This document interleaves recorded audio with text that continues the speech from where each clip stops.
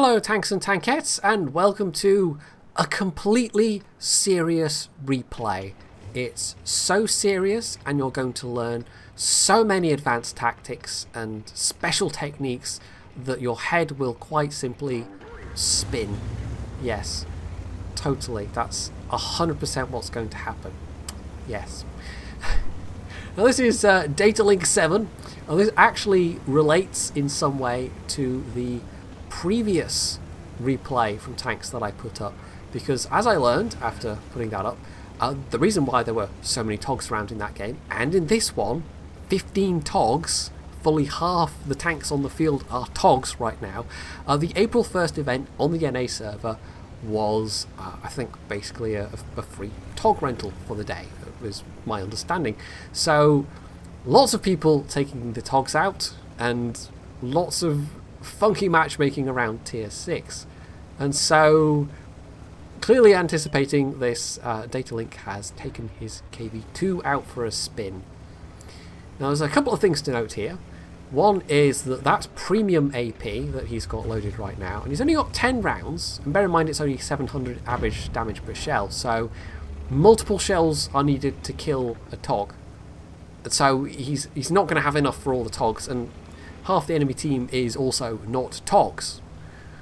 So although there's a lot of hit points to chew through with the rate of fire on this thing, he's going to need the AP for reliable damage, because the HE on the tog, if you get a high pen roll with the HE, you can penetrate, but yeah, it's not guaranteed. He's also running premium food for the extra boost to his crew skills, and lastly, there's no artillery. Oh, and also lastly, it's an encounter game, so they are not encounter. The other one, the one that I don't play and always forget the name of.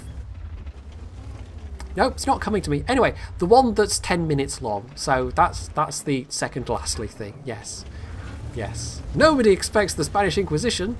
Anyway, so he's got his first hit in, and oh, there's a second customer. I mean victim, and that time it's a slightly above average roll, but he's going to need another one of those to polish that guy off, and all the while this is costing him quite a lot of credits.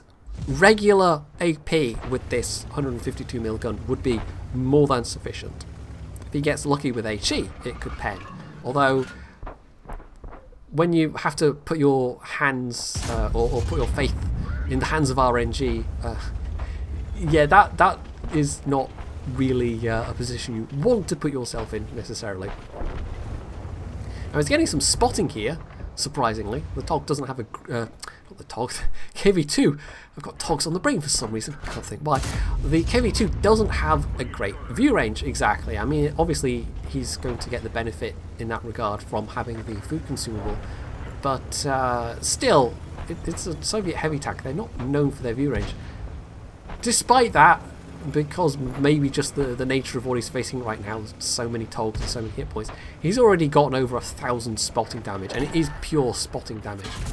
So he's taking a risk here. He goes for this tog thinking maybe he can one-shot him, but nope, not so much. That was a somewhat low roll. However, yeah, I'm going to guess this is somebody that doesn't normally play the tog or have the tog, because he's firing HE. 17-pounder HE isn't particularly potent, so that could have been a bit dicey. He has taken one hit from behind, but that tog, if he'd been firing AP, could have left Data Link on rather fewer hit points than he's on now. So still the AP, and theoretically that VK, that's a really soft target. Normally you'd expect to just one-shot one of those. Instead, his AP shell, his premium AP shell, actually bounced off the gun mantlet somehow. So, oh well, oh dear, that's one less of those available, but he's still got plenty of HE. It's just, it's going to take rather more HE shells when it comes to the togs. So, he's already racked up over 3,000 damage, but he's lost half his health in the process. And suiciding medium tanks aside, it's not completely a walk in the park, this. Even with the food consumable, again with the HE. 75mm HE, that's even less effective than 17-pounder HE. Anyway, yeah, if he gets himself into a situation where he cannot just one-shot a Tog or fire from a distance and then be safe for his reload. He's in serious trouble, because the armour on this thing really cannot reliably stand up to the 17-pounder, provided they're firing AP, of course. Now he does get a gun mantlet bounce there, and that HE shell, well, clearly didn't penetrate, but hopefully did some module damage. 400 is still pretty respectable, but these are Togs we're talking about. They have quite a lot of health.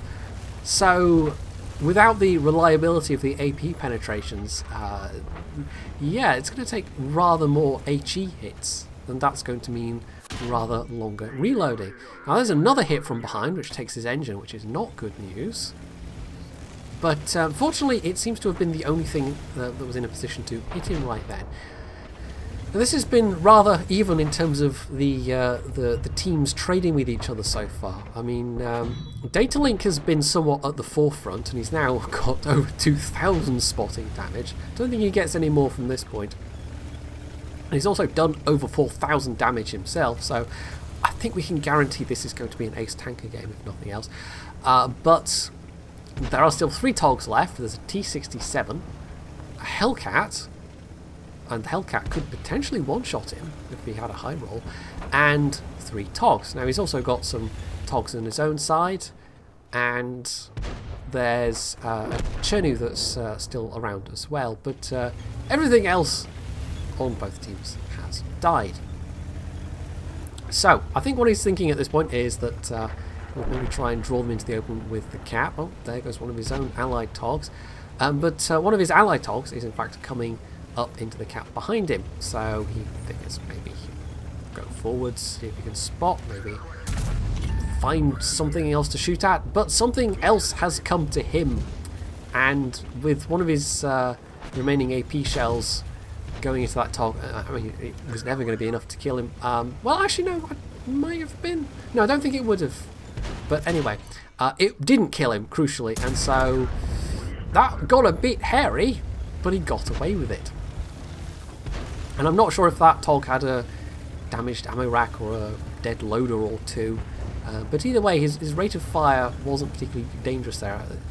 However, with another Tog spotted coming in, this is not good. He is now a one-shot easily for basically, I think, everything that's left, including the T-67, who's already put an APCR round into him, because, of course, it's T-67, they only fire APCR, right? Yeah, definitely. So he's out of AP, he's relying on the unreliable HE damage. This Tog, even though they're capping, this Tog seems intent on going for him rather than trying to decap. But to be fair, the chances of making it past Datalink in his KV-2 to actually get to the cap are probably quite minimal. And with just seconds left on this, wow, that shot. It looks like Datalink is in fact going to live, but, well, if he can get there just before the cap, maybe he can get the top gun, but alas, it's not to be. And then, at the very end, that Hellcat, again with the HE, and again, rather than trying to reset, goes for Datalink with HE. I don't know, there was some very odd use of HE in that game. Anyway, so, Mastery, of course, he's gotten his second gun mark out of that, unsurprisingly. He's got a steel wall, a high caliber, but no top gun. 5,927 damage, 5 kills, 2,000 spotting, pure spotting, and all of that for a grand total of 2,300 base XP. That is nuts.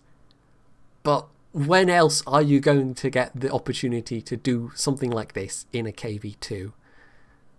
It's not something that's going to come around very often. So, yes, this was 100% a pure novelty.